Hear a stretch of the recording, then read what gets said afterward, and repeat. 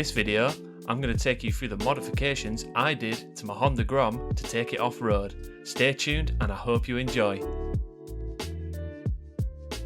The first and the most important mod is the tyres. You'll need a good pair of off-road tyres to tackle the mud, gravel and stone. You're going to be coming across a lot of them when taking your bike off-road. I did try to see what the bike would have been like on the stock tyres, but yeah, it wasn't that great and my expectations were met with failure. There are a few tyres you can choose from and they can vary in price. I personally went for the Kendra Big Blocks and they were the cheapest I could find at the time, and the reviews on them were excellent. Once the tyres are fitted, you won't believe how well the bike performs. The tread pattern is very deep and allows the bike to go through mud like a knife through butter. The next mod is the exhaust. The Honda Grom doesn't have much ground clearance to start with. Stock and aftermarket exhausts make this even worse. You're going to need a decent amount of ground clearance to deal with the potential rocks, drops and other obstacles you come into contact with. You ideally need an exhaust that bends up at the start of the exhaust and then for it to follow the outside frame of the bike. I couldn't find any exhaust out of the box that would achieve this. I went to a local custom exhaust shop, but they were asking way too much money for what I needed, and I wanted something cheap and cheerful because it's going to get bashed up anyway. So my dad had an idea to get a cheap pit bike exhaust and try fit it to the bike. The expectation was the exhaust was going to be a straight fit, considering most if not all Honda engines and copy engines are based off the same design. Unfortunately it didn't fit, but with some modifications it did, and I'll tell you how we achieved this. Just a little disclaimer, I do not take responsibility for any actions, damages or injuries. You are doing this at your own risk. So there's two things you need: sand and a blowtorch. You're going to be bending the exhaust slightly to fit the frame of the bike. Ideally you want to pour sand into the exhaust before starting the bending process. The sand wants to sit here and you want to start heating here until the pipe starts glowing red.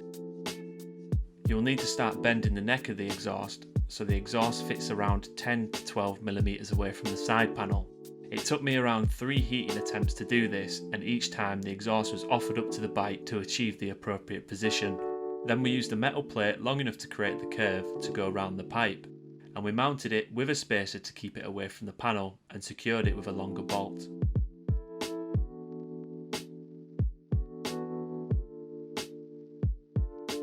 Here's what the bike sounds like with the exhaust on.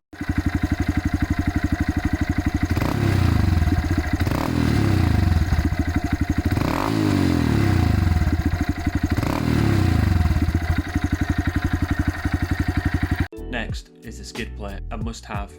This is going to stop the bottom of your engine and exhaust from receiving damage. We came up with the idea of using a universal pit bike skid plate, but this didn't fit. It's all trial and error until you come up with something yourself.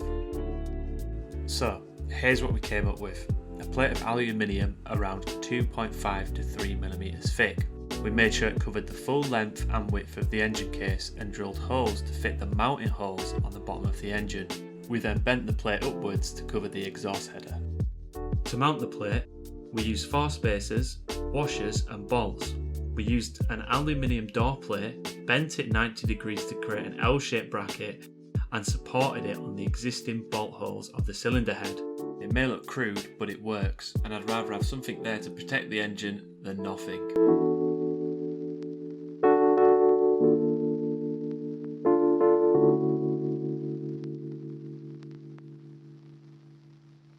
Another mod that is a must-have is a USB charger.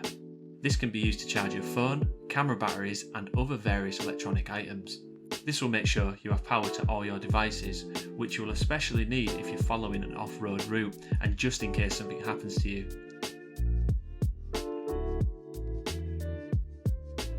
Last but not least, hand guards.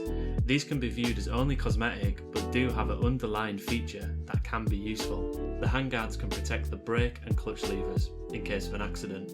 You don't want to be stranded out in the middle of nowhere without a clutch.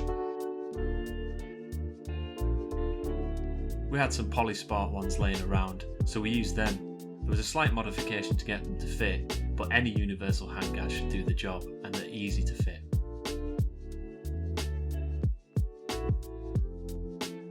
Thank you for watching the video, and I hope you can make use of some of the modifications I've shown. If you have any questions, please feel free to ask.